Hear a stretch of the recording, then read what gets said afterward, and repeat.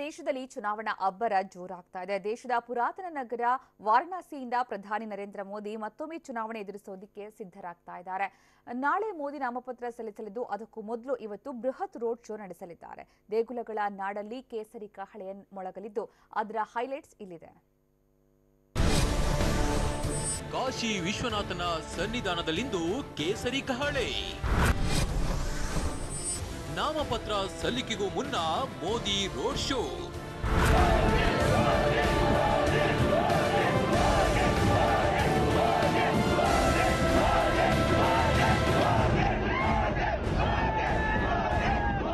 ದೇಶದ ಪ್ರಮುಖ ಪುಣ್ಯಕ್ಷೇತ್ರ ಪುರಾತನ ನಗರ ಪಾನಮಧಾಮ ವಾರಣಾಸಿ.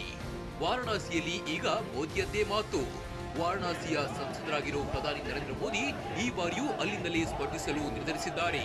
ಈ ಹಿನ್ನೆಲೆಯಲ್ಲಿ ನಾಳೆ ನಾಮಪತ್ರ ಕೂಡ ಸಲ್ಲಿಸಲಿದ್ದು ನಾಮಪತ್ರ ಸಲ್ಲಿಕೆಗೂ ಮುನ್ನ ಅಂದ್ರೆ ಇಂದು ಶಕ್ತಿ ಪ್ರದರ್ಶನಕ್ಕೆ ಮುಂದಾಗಿದ್ದಾರೆ.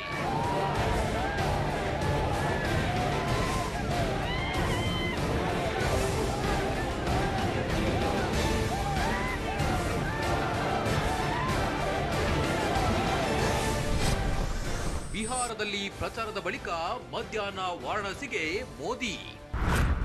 ಬಿಹಾರದಲ್ಲಿನ ಚುನಾವಣಾ ಪ್ರಚಾರದ ಬಳಿಕ ಇಂದು ಮಧ್ಯಾಹ್ನ ಪ್ರಧಾನಿ ಮೋದಿ ವಾರಣಾಸಿಗೆ ಆಗಮಿಸಲಿದ್ದಾರೆ.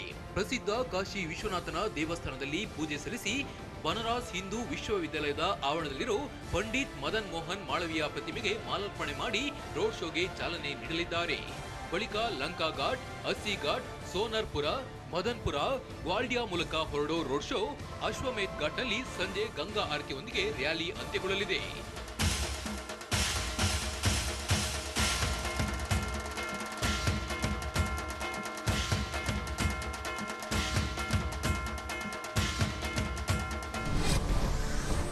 ಬಲಿಷ್ಠ ರಾಷ್ಟ್ರ ನಿರ್ಮಾಣಕ್ಕೆ ಮೋದಿಗೆ ಅವಕಾಶ ನೀಡಿ. ದೇಶವೇ ಬೆರಗುಗಣ್ಣಿನಿಂದ ನೋಡ್ತಿರೋ ವಾರಣಾಸಿಯಲ್ಲಿ ರೋಡ್ ಶೋ ಯಶಸ್ವಿಗೊಳಿಸಲು ಬಿಜೆಪಿ ಚಾಣಕ್ಯ ಅಮಿತ್ ಶಾ ಭರ್ಜರಿ ಪ್ಲಾನ್ ರೂಪಿಸಿದ್ದು ರೋಡ್ ಶೋನಲ್ಲಿ ಭಾಗಿಯಾಗುವಂತೆ ಪ್ರತಿ ಮನೆಗೂ ಬಿಜೆಪಿ ಕಾರ್ಯಕರ್ತರ ಮೂಲಕ ಆಹ್ವಾನ ಪತ್ರಿಕೆ ಹಂಚುತ್ತಿದ್ದಾರೆ. ಬಲಿಷ್ಠ ರಾಷ್ಟ್ರ ನಿರ್ಮಾಣಕ್ಕೆ ಮತ್ತೊಮ್ಮೆ ಮೋದಿಗೆ ಅವಕಾಶ ನೀಡುವಂತೆ ಕಾರ್ಯಕರ್ತರು ಮನವಿ ಮಾಡಿಕೊಳ್ತಿದ್ದಾರೆ.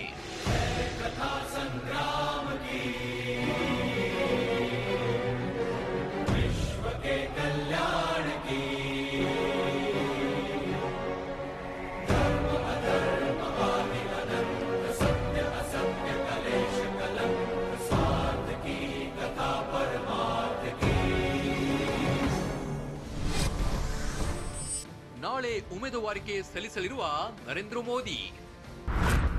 ಇನ್ನು ನಾಳೆ ಪ್ರಧಾನಿ ನರೇಂದ್ರ ಮೋದಿ ತಮ್ಮ ಉಮೇದುವಾರಿಕೆ ಸಲ್ಲಿಸಲಿದ್ದು ಅದಕ್ಕೂ ಮುನ್ನ ಕಾಲಭೈರವನಿಗೆ ವಿಶೇಷ ಪೂಜೆ ಸಲ್ಲಿಸಲಿದ್ದಾರೆ.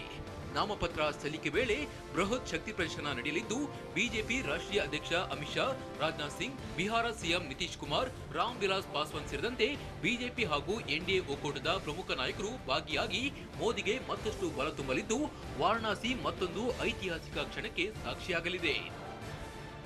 ಹರೀಶ್, ಟಿವಿ9 ವಾರಣಾಸಿ.